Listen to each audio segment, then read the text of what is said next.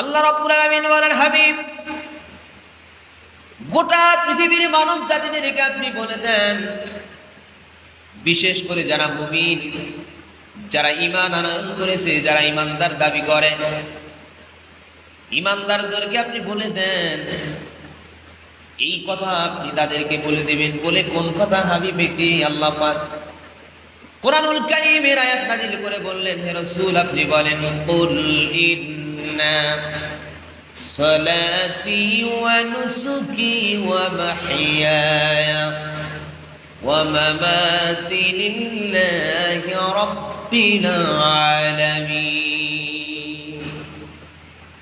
হে রাসূল আপনি বলে দেন, নিশ্চয়ই আমার নামাজ, আমার কুরবানি, আমার হায়াত, আমার মাউত, যা কিছু আছে সব কিছু এই বিশাল পালনকর্তা বিশ্ব মানবতা সব কিছুর মালিক যিনি, অধিপতি মহান আল্লাহ রাব্বুল আলামিনের জন্য।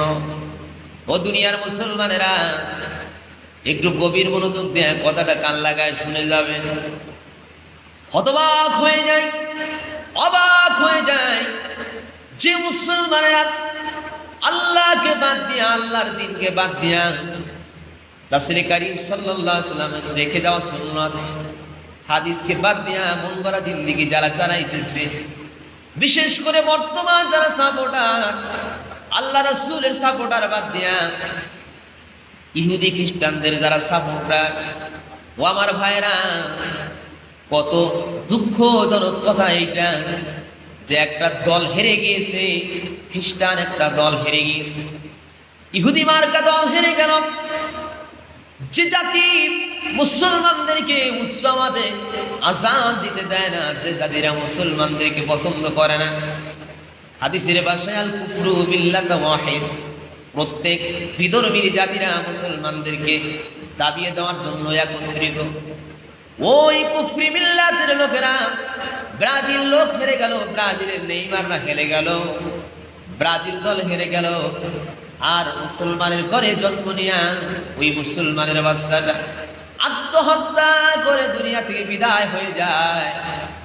এটার চাইতে লজ্জাজনক আর কোনো কিছুই হতে পারে না। এমনকি যারা রাতের গভীরে উঠে আল্লাহ রাব্বুল আলামিনকে ডাকা বাদ দিয়া যারা ওই খেলা দেখার জন্য টেলিভিশনের পর্দার দিকে তাকিয়ে থাকে, আমার আল্লাহ পাক রব্বুল আলামিন কিন্তু তার ওই আরশ আজিম থেকে সব বান্দাদেরকে সব খবর দেখছেন। কারণ ওয়ামা আল্লাহু বিগফলিন আম্মা তা'মালুন। আল্লাহ পাক বলে, বান্দারে তোমরা যা কিছু করো না কেন, সমস্ত খবর সম্পর্কে কিন্তু আমি আল্লাহ তাআলা গাফেল নই। তার মানে আমি আল্লাহ তাআলা তোমাদের সব খবর জানি। প্রিয় বন্ধুগণ আমার, কিসের আর্জেন্টিনা, কিসের ব্রাজিল করে করে গভীর রজনীতে উঠে তোমরা খেলাধুলা দেখো? তোমরা কি লক্ষ্য করে দেখো না কত মানুষ আমাদের মাঝখান থেকে বিদায় হয়ে কবরের বাসিন্দা হয়ে গেল? কতজনের লাশ আমরা নিজ হাত দিয়া কবরের বাড়িতে রাখলাম। কত মানুষ একসঙ্গে বসে বসে, তাদের সঙ্গে দোকানে বসে, চায়ের টেবিলে বসে চা খাইতাম আর আড্ডা দিতাম। ও আজ তো চায়ের দোকানও আছে, দোকানদারও আছে, কিন্তু বন্ধু আমার নাই, কবরের বাড়িতে চলে গেল। তুমিও যেখানে বসে আছো, আমরাও যেখানে বসে আছি, হয়তো যাদের সঙ্গে আড্ডা দিচ্ছি, হয়তো জায়গার মতো জায়গা পড়ে থাকবে, তুমি আর আমি ওই অন্ধকার কবরে চলে যাব। এজন্য প্রিয় ভাইয়েরা আমার, আমি তোমাদেরকে অনুরোধ করি, প্রিয় যুবক ভাইয়েরা ও তাওহীদের জনতারা, ব্রাজিল আর্জেন্টিনা নিয়ে পাগল করা না হয়ে আমার আল্লাহ পাক রব্বুল আলামিনের পাগল করা হয়ে যাও।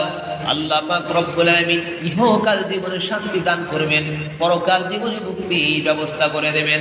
রব্বুল আলামিনের কাছে কাইমান বাক্যে দোয়া করি, দয়ার মালিক ও আমার আল্লাহ, যুবক ভাইদেরকে হেদায়েতের উচ্চ মাকাম দান করে দাও, পরকাল জিন্দেগীর চিন্তা অন্তঃকরণে ঢুকাইয়া দাও, দুনিয়ার মহব্বত কমাইয়া দাও, রং তামাশা থেকে বের হয়ে আসে তৌফিক দান করে দাও, সাহাবাওয়ালা জিন্দেগি দান করে দাও, কবরের তামানা জোগাড় করে প্রত্যেকে কবরের বাড়িতে যাওয়ার তৌফিক দান করে দাও।